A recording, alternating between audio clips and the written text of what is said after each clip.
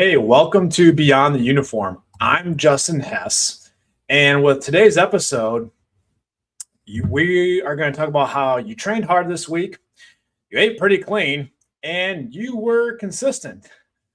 And you looked in the mirror maybe Monday morning, and you still got the same gut staring back at you.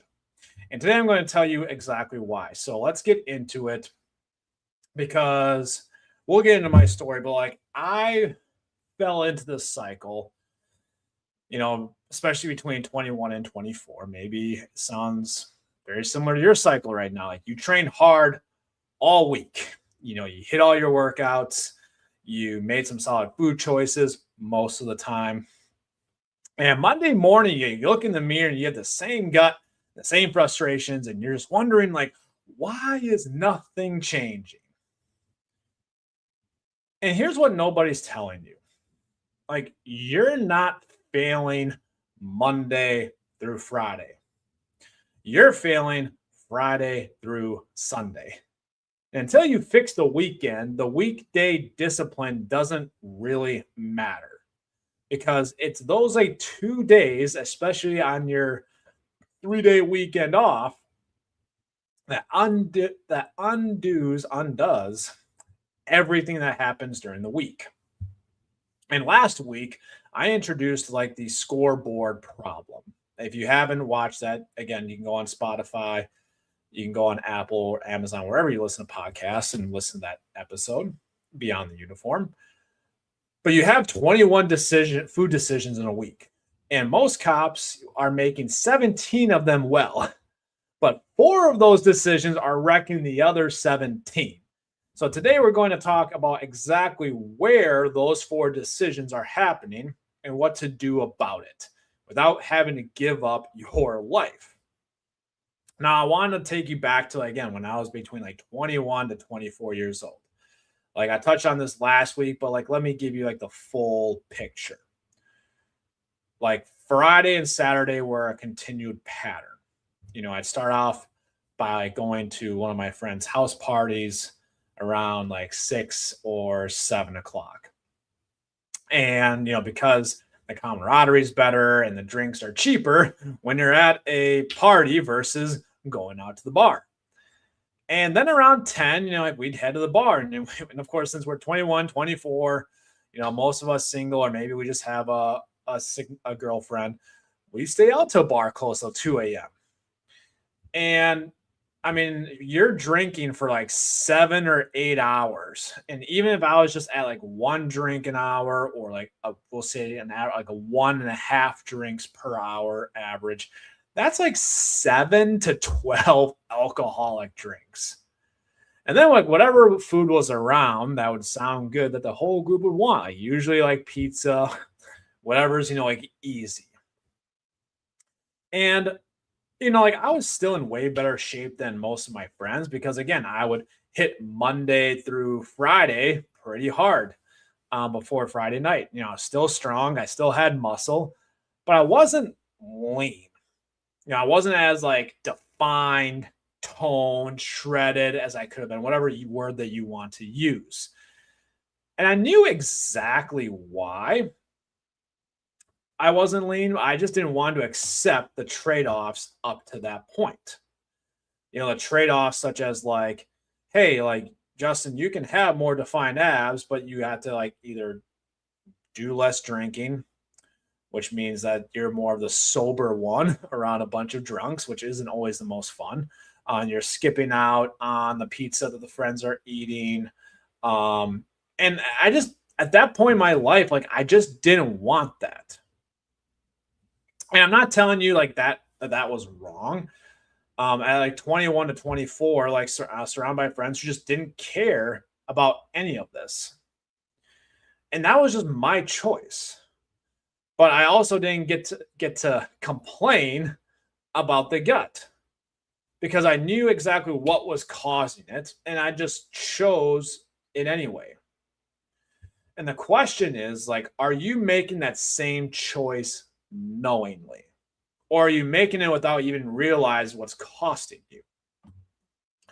And I want to share that story before I shared this um, quote because like when I was organizing my thoughts around this quote came up by James Clear. And I'm going to read this one because I want to get it right. It doesn't make sense to continue wanting something if you are not willing to do what it takes to get it. If you don't want to live the lifestyle, release yourself from the desire. To crave the result but not the process is a guaranteed disappointment. Now, at 21 to 24, like I released myself from the desire of having like real defined abs, right? Like I chose the Friday nights and Saturday nights, and that was fine.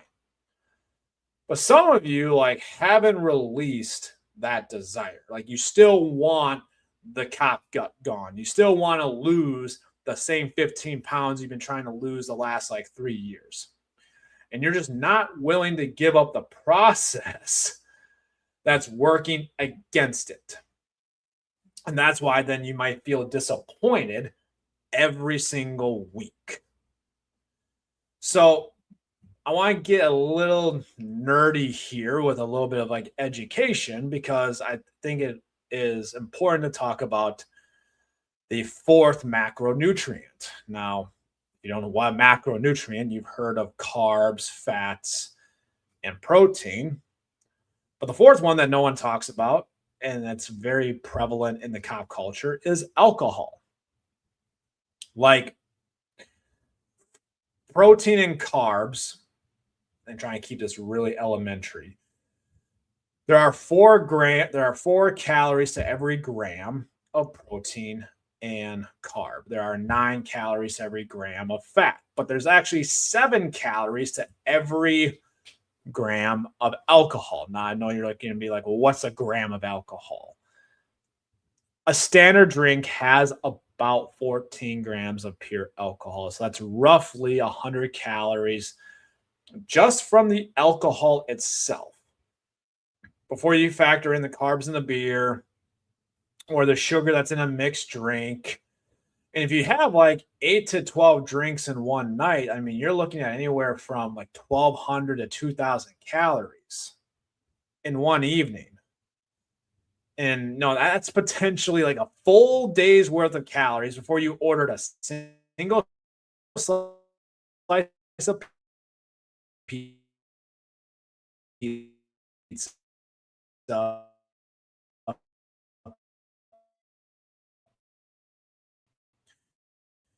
And then you're not counting for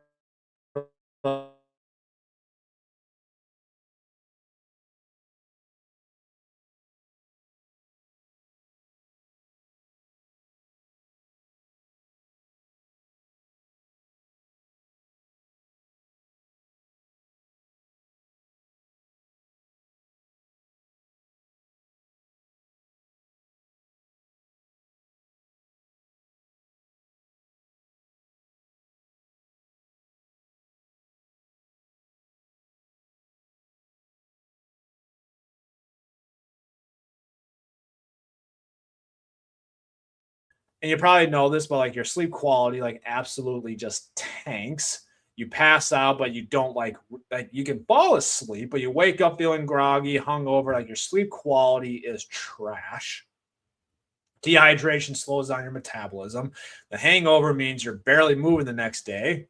So then you're like not burning any calories.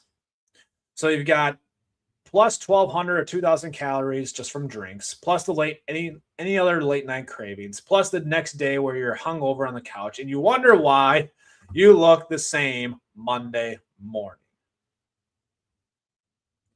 So now I know like everyone's going to be like, well, I don't want to like completely give up my lifestyle, Justin. Well, like, again, like making some changes. I'm not saying you have to like completely, go alcohol free.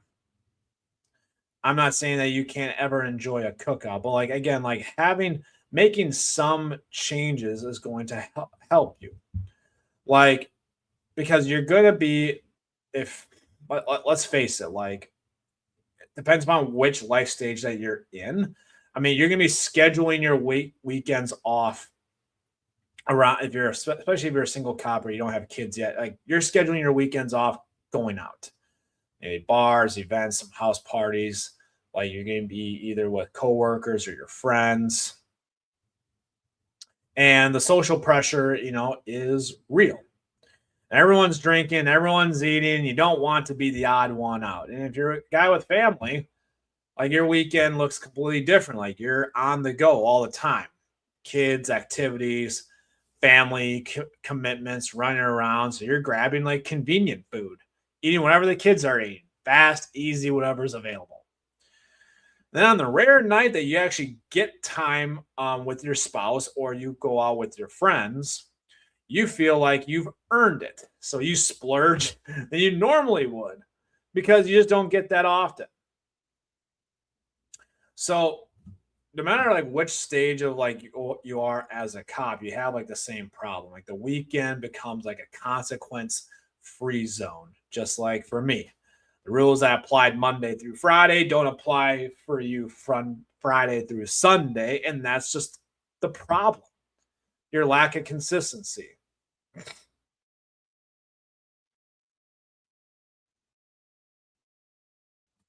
So the most common thing that I hear about from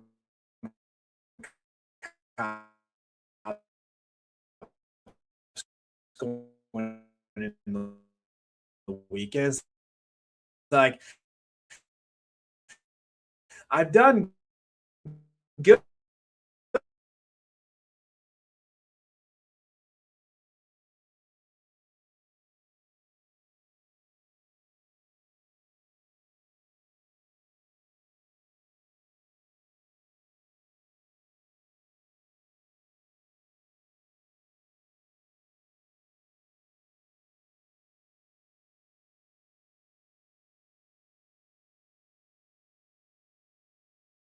Reality happens. Like it doesn't stop at the cookout. Oh, like you earn the beers. Then you earn the day off from the gym. Then you earn the Sunday binge. Then you're starting over on Monday, and every single week you're just building a habit of continual earn it, or what I talked about in my course, your permission slips for absolutely anything. And I want you to think about it like your job. Like you work hard every day this week. You do just take a work day off because you earned it. Or do you? You could if you have vacation time, but you don't burn it every single week because otherwise you're just going to have nothing. You'll run out. So there's some weeks where you actually just put in the work, you work all your shifts, but you don't take a day off just because you earned it. Like, so like why not like treat your like workouts anything different? If you want to really earn something, earn it by hitting the goal that you've actually set for yourself, by reaching the deadline by the deadline that you've set, by showing up for like 90 days and seeing what's on the other side. Just that's the reward worth having, not these like short little earnings of instant gratification. And then you just delay the result. Because this was the cycle that my student Stu was in. And I've been working with him for like over like 3 years. And like there was a pattern with him. Like before the last, I say that there's a pattern before like the last, like year and a half. Up to that point, I've been working with him for a couple years and he would do like really well for 2 or 3 months. He's making progress. He's losing the gut. He's getting stronger. He's feeling good. And then he'd like fall off for like 2 or 3 months and the pattern would like repeat. And then especially to where like this was like his pattern. Like I remember like because he was in like a newer relationship. He was very excited about this relationship. And he'd send me pictures of the food and the drinks. And I remember even one weekend, it was like all these sangrias like he was having with his girlfriend. And I give my students this piece of advice with nutrition. I try to do a little rhyming so it sticks. I want my students to have a eating plan that they can maintain, meaning that like if you're in a weight loss, you want to lose weight, you got to be in a caloric deficit, but you can sustain long term and not complain about it. Like you want to enjoy it, right? So he'd use that my eating plan as a justification. Well, Justin, you told me I need a plan to enjoy it long term. So that's why I'm having these sangrias. I don't want to complain about it. Like I want to enjoy my time, so I'm gonna have this, right? And the problem is that like instead of just having like one or two sangrias, he would have like six or seven. And of course, then we just already talked about, then you're gonna have to eating more. And the thing is that like the stew that I was talking to on Friday, where like I'm in this for the long term, I want to enjoy it. He would send me like daily like pictures, kind of as accountability to mark the progress. And then he'd send me a picture Monday and he is like pissed off. He is like discouraged. And he's like, well, why isn't this working? Like, he'd like share the picture between like Friday and Monday. And I'm just like, whoa, whoa, whoa, whoa, whoa. Like, I thought you said you were in this for the long haul. Friday, Stu, want to be drunk and happy. And then now Monday, Stu, you're pissed off and you're wondering why you're not making progress. And again, like we had to have the honest conversation. Like, is the number of drinks that you're having on a Friday or a Saturday worth taking steps backwards on Monday? Is it actually worth it? And sometimes we just had to go like even deeper. Like, why do you need that many drinks? Is it because if you stop at 3 or 4, you feel like you're gonna be no fun? That like you're not having much of that, not much of a good time? Because I've been the sober one with a bunch of drunks, and I get it, it's not always the most fun, but like here's like the honest conversations worth having. And then Stu got to a point where he just made the decision that like, this alcohol is doing more of a disservice than it's more of a it's not worth the reward, or the reward of getting drunk just isn't worth it. And he didn't really care for it as 3 months.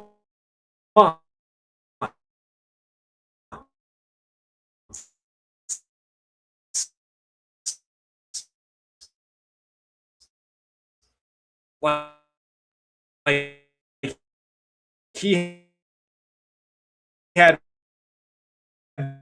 visible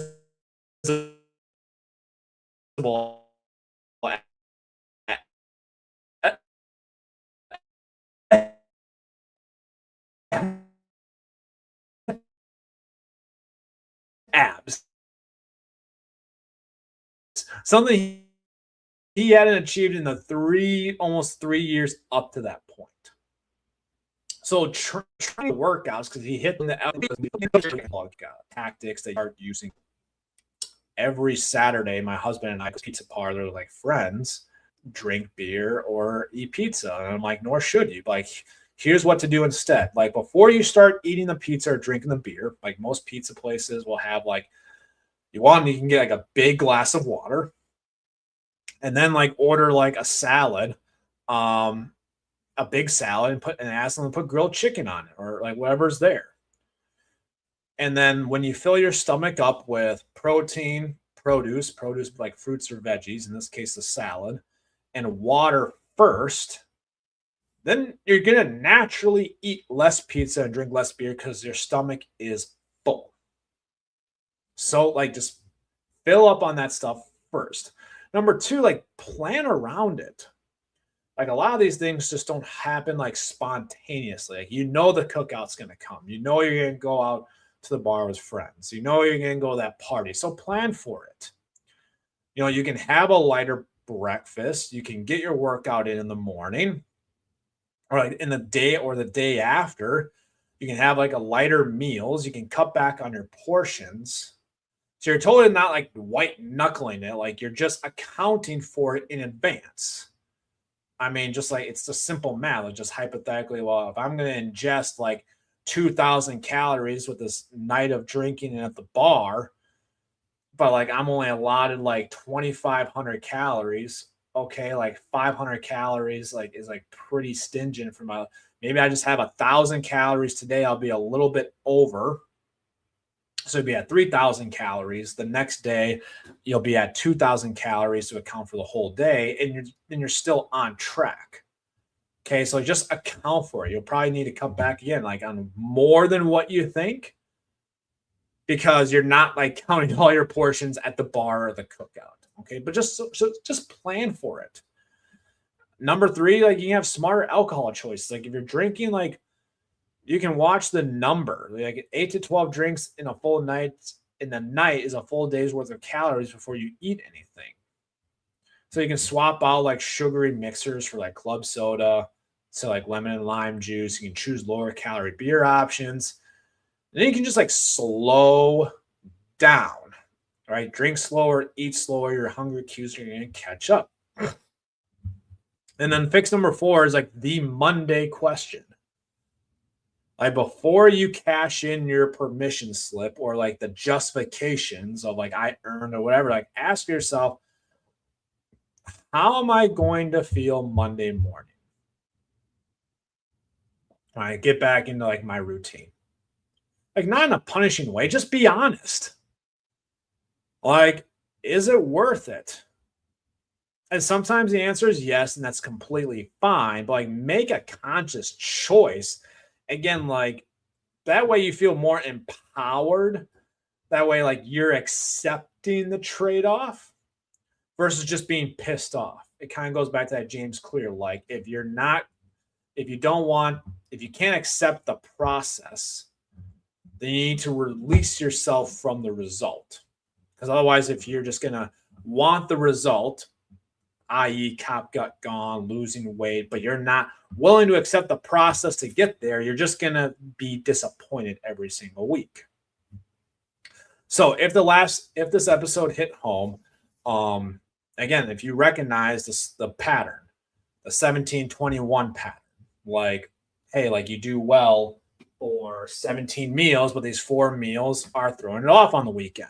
Your weekend's undoing it. Now, I built all of this inside my brand new Cop Gut Fix course. Again, it shows the exact blueprint of how I help cops lose that cop gut so they can feel more confident with themselves in the mirror and in uniform. And if you want that free course, just comment or DM me course and I'll get you access to it. If you're listening to this on the podcast, just hit me up on Facebook or Instagram. Again, we show you like the whole system, the exact, like what your plate should look like. So you're wondering like, well, what should I be eating or like portions? And I don't want to count calories. Like we show you what your plate should look like, how to handle the weekend without completely like nuking your entire week, without wrecking your entire week, how to make all of it survive shift work and rotating schedules and even family life. Again, just comment or DM me Cop Gut Fix or just course on Facebook or Instagram, or just put it in the comments if you're watching this live. So as we close out, like you're not failing Monday through Friday. You're failing Friday through Sunday. So if you fix your weekend and Monday morning going to look completely different. So again, make sure if you want access to that Cop Gut Fix course, DM me Cop Gut or that course. And if you are listening to this on the podcast, it's going to be in the show notes. I'll see you guys all next week.